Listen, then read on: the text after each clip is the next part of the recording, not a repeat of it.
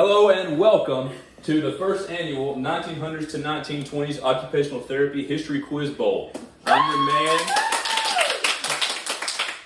your man Steve Harvey, and I'll be hosting this quiz bowl today. We're going to have two sections, societal events and healthcare, and then if we end in a tie, we're going to have occupational therapy history questions to break the tie. We have two teams today. We have the yellow team and the blue team. So let's start by meeting the contestants on the yellow team. What's your name? Whitley. Allison. Sarah. And then we have the blue team. Let's meet our contestants on the blue team. Abby. Olivia. Ellie. All right, that means it's time to get started. All right, if I can get one representative from the yellow team and one representative from the blue team to come to the front. All right, we're starting this section as the societal events, and our first question: what was the amendment that gave women the right to vote? The 19th Amendment passed by President Wilson.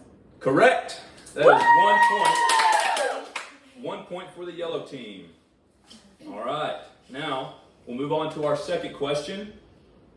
What were the civilian women called who played an influential role in the development of occupational therapy by assisted wounded soldiers? Oh, quick answer. Reconstruction aides or scrub women. That is correct. Another point for the yellow team. Don't fall too far behind, blue team. Darn it. All right, third question in the societal events category. What were the two main areas that were reformed in the progressive area? Education and mental health. That is correct. 1 point for the blue team. It is 2-1. Yellow team is winning. We're going to go into our final question of the societal events category. Which two presidents had a role in the progressive era? Technical difficulties on the button. There we go. Okay. Taft and Wilson. That is correct. Another point for the yellow team. And that concludes our first section, which is societal events. Welcome back to the second round. This will be the start of our second category, healthcare events. And I'd like one representative from the blue team and one from the yellow team, please. All right, the first question of this category is, what did President McKinley die of, and how did it impact American health culture? He died from a gunshot wound infection, and it made them question the health care they were receiving. Great answer. That is a point for the yellow team. Thank you. All right, that brings us to our second question of the category. Two more representatives, please.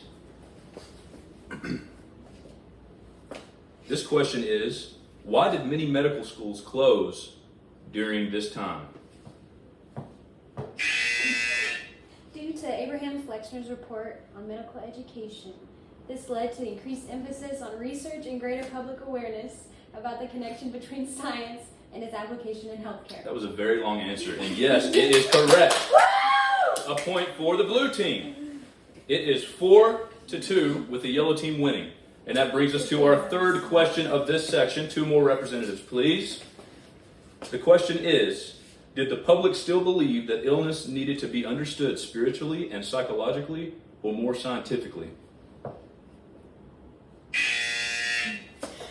Spiritually and psychologically. Correct. Another point for the yellow team.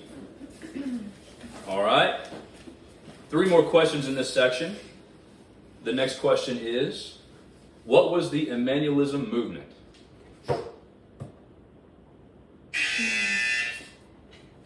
It was patient-centered, holistic, and community-based with and comprehensive with involving practitioners and social services. You finally got there. Good answer. Another point for the yellow team. All right. Another question. Go Abby. During this time period, which individual adopted a work-based approach for treating neurasthenia? Herbert J. Hall. Correct. And that is a point for the blue team. Next question. In 1909, Clifford Beers wrote A Mind That Found Itself, based on his own personal experience of being treated in an asylum. What did his writing lead to? It led to a mental hygiene movement that improved mental illness treatment by adding prevention efforts and care outside of asylums. That is correct. Another point for the blue team. Blue team is on their way back to the top. Woohoo! Next question. World War I led to many casualties during this time. How did the U.S. respond?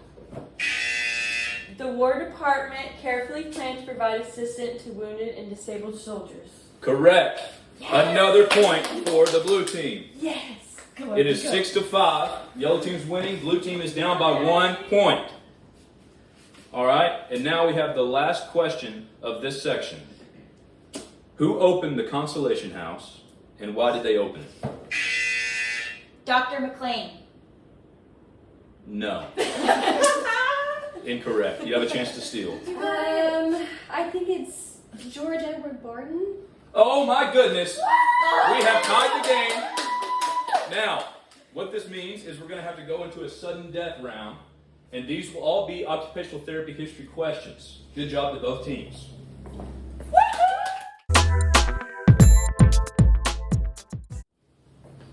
What a way to finish off our first ever 1900s to 1920s occupational therapy history quiz bowl than to have two teams with a tie. So what this means is we're going to enter into a sudden death round with a series of 5 questions, and it's going to be under the category of occupational therapy history. So if I can get one representative from each team to come up and play. All right, ladies, it's all on the line here. First question: Who wrote the first book on therapeutic use of occupation? Susan Tracy. Correct. That is 1 point for the yellow team. Blue team is down by 1. Second question: In what year was the National Society for Promotion of Occupational Therapy founded? 1917. Correct. We're tied up again.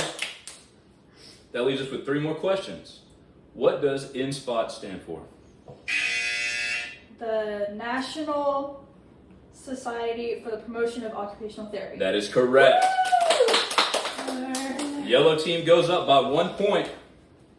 2 questions left. Which of the founders were not at the first meeting? Susan Tracy. That is correct. Should've known. Another point for the blue team. All right, this is it. We're all tied up with 1 question left. Who's going to go home and take the prize? Who was the first president of NSPOT? 2 buzz. George Barton. That is correct. All right. So what this means is the blue team are the winners of the first ever 1900s to 1920s occupational therapy history quiz bowl. Good job, guys. So we have a prize for the winning team. You have won a dog.